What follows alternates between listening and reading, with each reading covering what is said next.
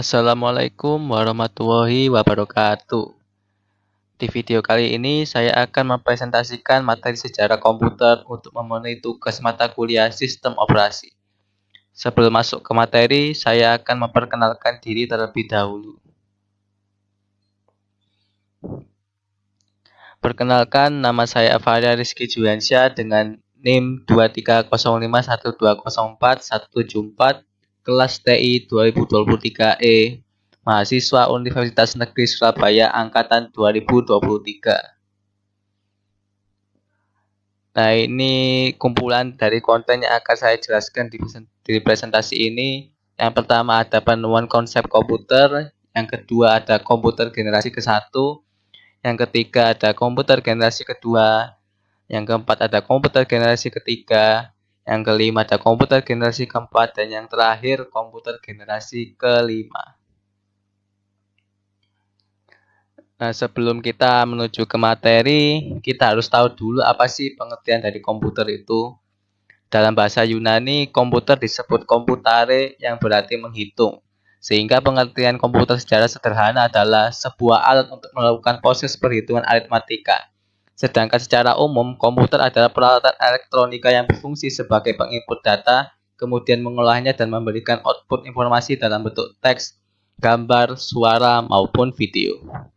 Dari dua pengertian tersebut, bisa disimpulkan dengan lebih jelas bahwa komputer adalah satu set peralatan elektronik yang memiliki kemampuan dalam menginput data dan mengolahnya sesuai kebutuhan pengguna, serta menghasilkan output berupa informasi dalam berbagai tampilan seperti teks, gambar, audio, video, maupun audio visual. Nah, karena kita sudah tahu pengertian komputer, langsung saja kita menuju ke materi. Di materi pertama kita akan membahas tentang penemuan konsep komputer. Nah, di bagian ini saya akan membahas tentang 3 ilmuwan yang berkontribusi besar dalam penemuan komputer. Yang pertama ada Charles Babbage, yang kedua ada Ada Lovelace, dan yang ketiga ada Alan Turing. Charles Babbage memulai perjalanan penemuan komputer pada tahun 1822 saat ia menciptakan mesin penghitung yang dapat menjalankan perhitungan aritmatika.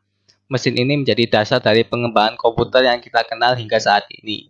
Pada tahun 1823, dengan bantuan finansial dari pemerintah Inggris, Babbage mengembangkan alat yang lebih canggih yang dikenal sebagai difference engine. Mesin ini mampu menghitung hingga 20 desimal untuk soal penambahan dan pengurangan matematika sederhana. Babbage kemudian mengembangkan analytical engine, sebuah mesin yang dapat menyimpan data sebanyak 1000 angka dalam 50 digit yang menjadikannya sebagai komputer dengan kapasitas penyimpanan terbesar di era itu. Mesin ini memiliki 4 komponen penting, yaitu mesin input, pemrosesan serupa dengan CPU, memori penyimpanan data, dan konsep pencetakan data. Cara kerja mesin ini merupakan awal dari komputer digital saat ini. Selain menciptakan cikal bakal komputer, Babbage juga aktif berkontribusi di bidang lain seperti manufaktur, sistem pos, dan astronomi. Charles Babbage memiliki kontribusi besar dalam penemuan konsep komputer yang membuat dunia komputer dan teknologi jauh lebih maju, sehingga Charles Babbage dikenal sebagai bapak komputer. Yang kedua, kita akan membahas Ada Lovelace. Ada Lovelace yang lahir dengan nama Augusta Ada Byron adalah seorang penulis dan matematikawan Inggris yang dikenal karena karyanya pada komputer mekanika pertama. Meski komputer itu sendiri ditemukan oleh Charles Babbage, ilmuwan asal Inggris, Lovelace berperan penting dalam pengembangannya. Lovelace bertemu dengan Babbage ketika dia berusia 17 tahun dan tertarik pada prototipe mesin yang sedang dikerjakan Babbage. Mesin ini yang dikenal sebagai analytical machine adalah cikal bakal dari komputer modern. Lovelace adalah orang pertama yang melihat potensi mesin ini lebih jauh dari sekedar alat perhitungan. Dia memahami bahwa mesin ini bisa digunakan untuk menciptakan apa saja, mulai dari musik hingga karya seni, asalkan dapat diwujudkan dalam bentuk angka. Lovelace juga dikenal sebagai programmer pertama di dunia karena dia menciptakan algoritma pertama yang dimaksudkan untuk diproses oleh analytical machine. Algoritma ini dianggap sebagai program komputer pertama karena kontribusinya ini. Lovelace sering dianggap sebagai programmer komputer pertama di dunia. Dia adalah wanita pertama yang melihat dan mengeksplorasi potensi penuh dari apa yang bisa dilakukan oleh komputer. Next. Yang ketiga, saya akan membahas tentang Alan Turing. Alan Turing, seorang peneliti matematika dan komputer asal Inggris, adalah salah satu peneliti komputer digital modern pertama. Dia bukan penemu komputer itu, tetapi kontribusinya sangat penting komputer dan pemrogram. Selain itu, dia adalah menggunakan komputer dan empat kontribusi penting Turing dalam bidang komputer. Yang pertama, penciptaan mesin Turing. Mesin Turing memberikan ide tentang mesin Turing, sebuah mesin teoritis yang dapat menjalankan perintah. Mesin ini komputer digital. Dua, di bidang adalah bahwa komputer dapat dipakai kebetulan dan menjalankan analisis. Turing memainkan peran penting dalam menguraikan pesan yang dieksekusi oleh mesin Enigma Jerman. Dia memimpin sebuah tim yang merancang sebuah mesin yang dikenal sebagai Bombe, yang berhasil menerjemahkan sandi pesan Jerman.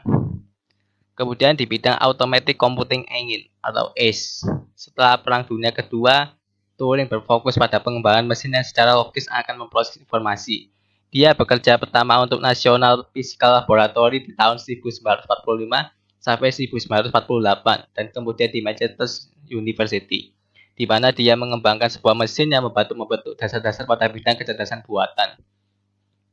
Kemudian next. Nah, di sesi 2 kita akan membahas generasi pertama. Pertama kita akan sejarah komputer generasi tahun 1949. Ketika Perang Dunia Kedua pecah, negara-negara yang berpartisipasi dalam perang berupaya mengembangkan komputer untuk memanfaatkan potensi strategis mereka. Hal ini meningkatkan pendanaan untuk pengembangan komputer dan mempercepat kemajuan teknologi komputer. Pada tahun 1941, insinyur Jerman Konrad Zuse membangun Z3, sebuah komputer untuk merancang pesawat terbang dan roket. Sekutu juga membuat kemajuan lain dalam pengembangan daya komputasi. Pada tahun 1943, Inggris menciptakan komputer pemecah kode rahasia yang disebut Colossus, komputer untuk mengeluarkan kode rahasia yang digunakan oleh Nazi Jerman. Dampak penciptaan Colossus tidak memberikan dampak yang besar terhadap pengembangan industri komputer karena dua alasan. Pertama, Colossus bukanlah komputer serbaguna dan tujuan utamanya adalah memecahkan kode rahasia. Kedua, keberadaan mesin ini dirahasiakan hingga 10 tahun setelah perang berakhir. Upaya Amerika Serikat pada masa itu juga membuahkan kemajuan lebih lanjut. Howard Aiken, seorang insinyur Harvard yang bekerja dengan IBM, berhasil membuat komputer elektronik untuk Angkatan Laut Amerika Serikat. Komputer ini berukuran setengah lapangan sepak bola dan memiliki kabel yang panjangnya 500 mil. Komputer kontrol urutan otomatis Harvard dan IBM Mark I adalah komputer relay elektronik yang menggunakan sinyal elektromagnetik untuk menggerakkan komponen mekanis. Mesinnya lambat, setiap perhitungan memakan waktu 3-5 detik dan tidak fleksibel. Urutan perhitungan tidak dapat diubah. Kalkulator tersebut dapat melakukan perhitungan aritmatika dasar dan bersamanya lebih kompleks. Sejarah perkembangan komputer lainnya pada masa itu adalah Electronic Numerical Integrator dan N-Computer atau disingkat ENIAC, sebuah kolaborasi antara pemerintah Amerika Serikat dan University of Pennsylvania. Komputer ini merupakan mesin yang sangat besar, terdiri dari 18.000 tabung vakum, 70.000 resistor, dan 5 juta titik solder, serta mengonsumsi daya sebesar 160 kW. Didesain oleh John Presford Eckert dan John Mauchly. ENIAC adalah komputer serbaguna yang bekerja 1000 kali lebih cepat dibandingkan Mark I. Next. Nah, di slide ini saya akan membahas tentang ciri-ciri komputer generasi pertama. Yang pertama, ukurannya sangat besar, bahkan hampir setengah ukuran bola. Hal ini disebabkan oleh penggunaan tabung vakum sebagai komponen utama yang memiliki ukuran dan berat yang besar. Selain itu, komponen lain seperti transformator, kipas pendingin, dan perangkat penyimpanan juga menambah ukuran keseluruhan komputer. Yang kedua, sirkuit menggunakan vakum atau tabung hampa. Tabung vakum berfungsi sebagai penguat sinyal dan juga sebagai penyimpanan data. Namun, tabung vakum memiliki beberapa kelemahan seperti ukuran yang besar, berat, dan membutuhkan energi listrik yang besar untuk bekerja. Yang ketiga, menerapkan konsep stored program dengan magnetic core storage sebagai memori utama. Teknologi ini memungkinkan komputer untuk menyimpan instruksi dan data yang sedang diproses. Ciri yang keempat, memerlukan daya listrik yang besar. Hal ini disebabkan oleh penggunaan tabung vakum dan komponen lain yang membutuhkan energi listrik. Selain itu, sistem pendinginan juga membutuhkan energi listrik untuk mencegah kerusakan akibat panas berlebih. Kemudian prosesnya lambat. Hal ini disebabkan oleh keterbatasan teknologi pada saat itu seperti penggunaan tabung vakum dan memori inti magnetik yang memiliki kecepatan akses yang lambat. Kemudian memerlukan pendingin karena mesin mudah panas. Nah, untuk mengatasi masalah ini, komputer generasi pertama dilengkapi dengan sistem pendingin berbasis udara. Sistem ini biasanya berupa kipas yang berfungsi untuk mengalirkan udara dingin ke komponen-komponen yang panas agar suhunya turun. Kemudian digunakan untuk aplikasi bisnis. Komputer generasi pertama banyak digunakan untuk aplikasi bisnis seperti pengolahan data dan perhitungan. Penyimpanan eksternalnya menggunakan magnetic disk dan magnetic tape. Meskipun kapasitas penyimpanan terbatas, teknologi ini memungkinkan data untuk disimpan dan diakses kembali di kemudian hari. Kemudian kapasitas penyimpanannya kecil. Kapasitas penyimpanan pada komputer generasi pertama relatif rendah jika dibandingkan dengan standar komputer modern. Hal ini disebabkan oleh keterbatasan teknologi penyimpanan pada saat itu. Kemudian pembuatan program terbatas pada bahasa mesin atau machine language. Bahasa ini sudah dipahami oleh manusia karena terdiri dari kode biner. Kemudian contoh komputernya ada IBM 701 buatan tahun 1953 sebagai komputer komersial berukuran besar dan IBM 705 yang dibuat tahun 1959 untuk industri. Di gambar itu adalah gambar komputer dari ENIAC. Kemudian kita lanjut ke bagian ketiga tentang komputer generasi kedua. Di materi ini pertama kita akan membahas tentang sejarah komputer generasi kedua yang dimulai dari tahun 1959 sampai 1965. Pada tahun 1948, penemuan transistor sangat mempengaruhi pengembangan komputer. Transistor telah menggantikan tabung vakum di televisi, radio, dan komputer. Akibatnya, ukuran mesin elektrik berkurang secara signifikan. Transistor mulai digunakan di komputer pada tahun 1956. Penemuan lain dalam bentuk pengembangan memori inti magnetik berkontribusi pada pengembangan komputer generasi kedua yang lebih kecil, lebih cepat, lebih andal, dan lebih hemat energi dibandingkan pendahulunya. Mesin pertama yang menggunakan teknologi baru ini adalah superkomputer. IBM menciptakan superkomputer yang disebut Stretch dan Sperry Rand menciptakan komputer yang disebut LARC. Komputer ini dikembangkan untuk laboratorium energi atom, dapat memproses data dalam jumlah besar, suatu kemampuan yang sangat dibutuhkan oleh para peneliti nuklir. Mesin ini mahal dan cenderung terlalu rumit untuk kebutuhan komputasi bisnis, sehingga membatasi popularitasnya. Hanya 2 LARC yang dipasang dan digunakan, salah satunya berada di laboratorium radiasi Lawrence di Livermore, California, dan yang lainnya di Pusat Penelitian dan Pengembangan Angkatan Laut Amerika Serikat di Washington, D.C. Komputer generasi kedua menggantikan bahasa mesin dengan bahasa assembly. Bahasa assembly adalah bahasa yang menggunakan singkatan untuk menggantikan kode biner. Kemudian ciri-ciri komputer generasi kedua. Yang pertama, menggunakan daya yang lebih sedikit, lebih irit, dan efisien. Hal ini membuat komputer generasi kedua lebih hemat energi dan efisien yang merupakan peningkat signifikan dari generasi sebelumnya.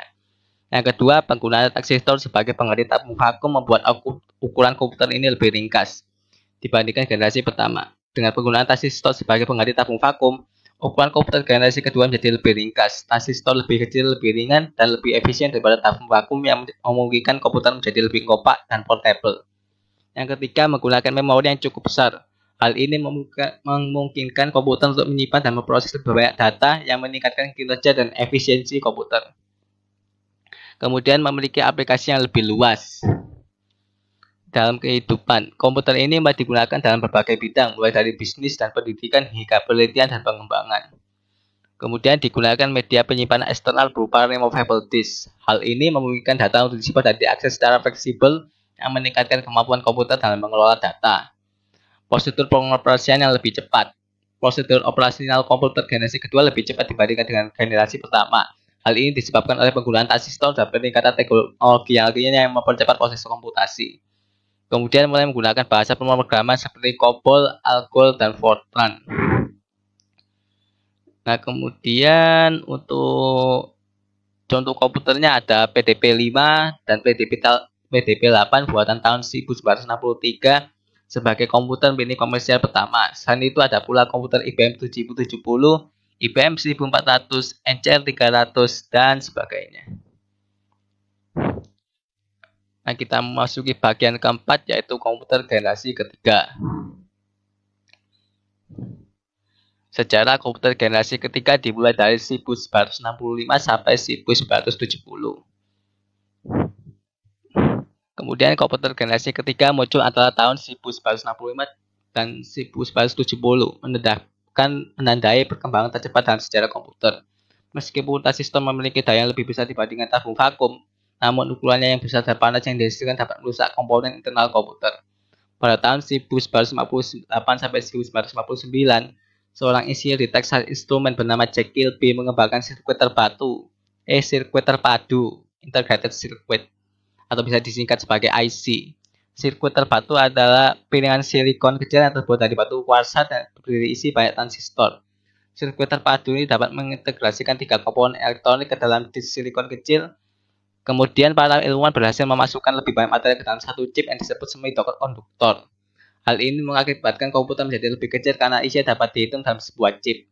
Selain sirkuit terpadu, komputer generasi ketiga juga menggunakan penyimpanan magnetik berkapasitas besar dan unit tampilan atau monitor. Sistem operasi diartikan sebagai suatu sistem yang memungkinkan suatu mesin menjalankan berbagai program dalam waktu yang bersamaan, serta program utama yang mengelola atau memonitor dan mengatur memori komputer. Program ditulis dalam bahasa tingkat tinggi seperti Fortran, COBOL, atau BASIC. Pada generasi terdapat keterhubungan antara perangkat keras dan perangkat lunak melalui suatu sistem operasi.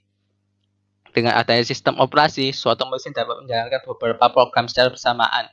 Hal ini disebut sebagai multiprocessing atau multiprogramming.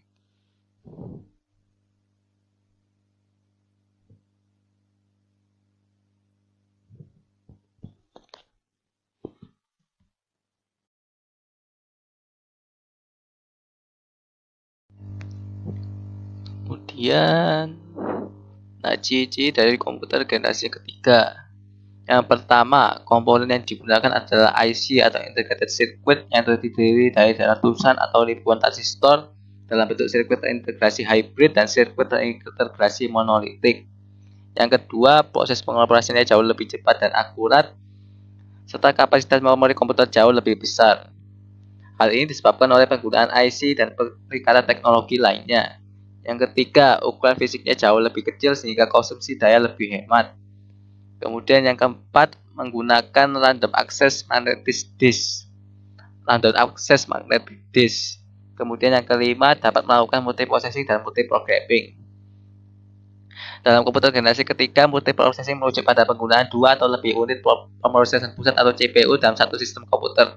Setiap CPU dapat memproses bagian yang berbeda dari program yang sama secara simultan. Misalnya, satu prosesor mungkin digunakan untuk mengelola penyimpanan memori, komunikasi data, atau fungsi aritmatika. Keuntungan utama dari sistem multiprosesor adalah kecepatan dan dengan demikian kemampuan untuk mengelola jumlah informasi yang lebih besar. Multiprogramming adalah teknik yang memungkinkan eksekusi lebih dari satu program secara bersamaan dalam sistem operasi. Jika satu program harus menunggu operasi, input atau output untuk selesai, program lain siap untuk menggunakan CPU. Sama generasi ketiga, sistem operasi multiprogramming, sistem sharing, dan pemrosesan jarak jauh diperkenalkan. Tujuan utama dari multiprogramming adalah untuk menjaga CPU tetap aktif selama ada proses yang aktif. Kemudian ciri keenam, alat input output digunakan menggunakan terminal tampilan visual. Yang ketujuh, dapat ditransfer dari satu komputer ke komputer lain. Pada generasi ketiga, kartu punch digantikan oleh keyboard dan monitor.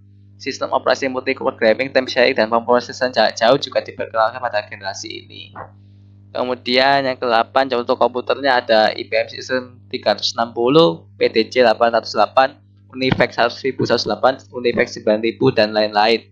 Di gambar merupakan komputer IBM System 360.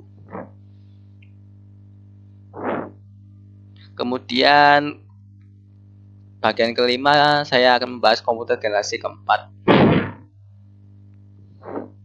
Asal-usul komputer generasi keempat dimulai sejak 1970 sampai 1900 ya berapa.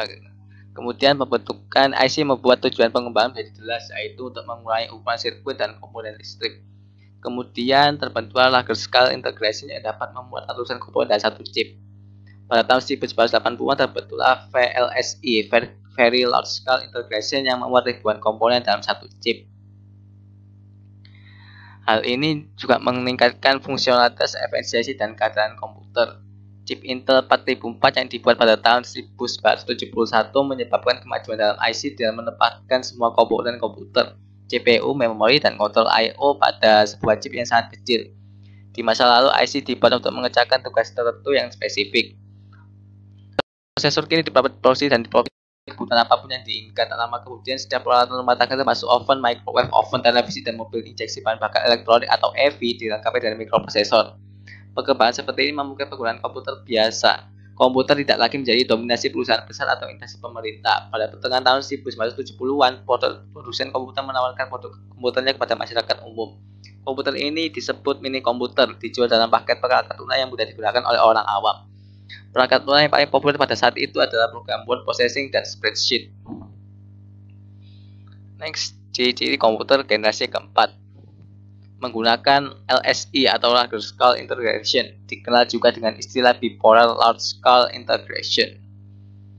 Kemudian yang kedua, menggunakan mikroprosesor dan semikonduktor dalam bentuk chip untuk memori komputer. Yang ketiga, komputer pribadi atau personal komputer mulai dikembangkan pada tahun 1977, misalnya komputer Apple II dan komputer desktop Xerox Corporation. Pada tahun 1981, komputer mulai menggunakan sistem Windows dan MOS. Nah, contoh komputernya ada IBM 370 yang menggunakan mikroprosesor Intel 4004 yang pertama kali dikembangkan oleh Intel Corporation pada tahun 1971 dan menggunakan chip mikroprosesor. Ada juga Macintosh yang dikenal karena antarmuka grafisnya yang user friendly, Altair 8800, yaitu salah satu komputer pribadi pertama yang sukses secara komersial.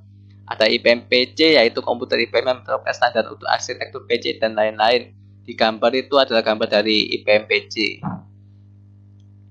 Kemudian di bagian ke-6 saya akan membahas tentang komputer generasi kelima. Sejarah komputer generasi kelima. Komputer generasi kelima dikatakan merupakan tahap perkembangan teknologi tercanggih saat ini dan pertama kali diciptakan pada tahun 1980-an. Jepanglah yang memperkasai perkembangan komputer generasi kelima. Dalam proses pengembangan, komponen-komponen penting ditawarkan ke sistem komputer modern saat ini. Peningkatan dilakukan pada visualisasi berkat layar visual komputer generasi kelima yang memiliki resolusi sangat tinggi dan sangat tajam. Komputer generasi kelima menjadi komputer tercanggih saat ini. Hal ini dikarenakan komponen yang digunakan pada komputer generasi kelima menggunakan berbagai teknologi modern seperti superkonduktor, ultra large scale integration, dan artificial intelligence atau kecerdasan buatan. Mari kita mulai dengan teknologi superkonduktor. Fungsi dari teknologi ini adalah untuk memudahkan sistem komputer dan mengirimkan berbagai data ke perangkat lain. Selain itu, teknologi superkonduktor memfasilitasi transmisi pesan jarak jauh. Selanjutnya, ULSI. ULSI adalah singkatan dari Ultra Large Scale Integration yang merupakan mikroprosesor pada komputer generasi saat ini.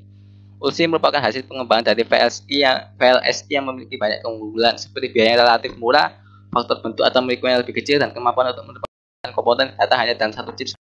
Yang terakhir adalah AI atau kecerdasan buatan, yaitu kecerdasan buatan yang memudahkan penggunaan komputer. Kemampuan ini membuat komputer dapat mendeteksi suatu objek. Dia cirinya kelima yang komponen atau si komputer saja akan AI atau artificial intelligence. Kecerdasan buatan dapat diterapkan untuk mengendalikan robot. Kemudian yang ketiga, mulai mengembangkan komputer yang dapat menggantikan chip. Yang keempat, ada bentuk komputer yang minimalis dan mobilitas. Yang kelima, fungsi multimedia yang jauh lebih unggul. Kemampuan multimedia dengan grafis berkualitas tinggi, audio jeli, dan dukungan tercanggih lainnya untuk alamat. Kemudian contoh komputernya ada MacBook, Chromebook, Ultrabook, dan lain-lain. Intinya komputer yang dikenal saat ini itu adalah komputer generasi kelima. Nah, saya ada kata-kata berharga dari seorang ilmuwan. Sains hari ini adalah teknologi di masa depan.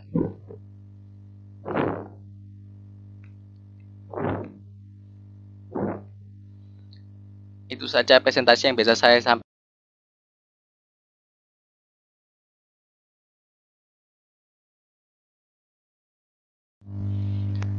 Jika ada kata-kata yang kurang berkenan, saya mohon maaf yang sebesar-besarnya. Terima kasih atas perhatiannya. Wassalamualaikum warahmatullahi wabarakatuh.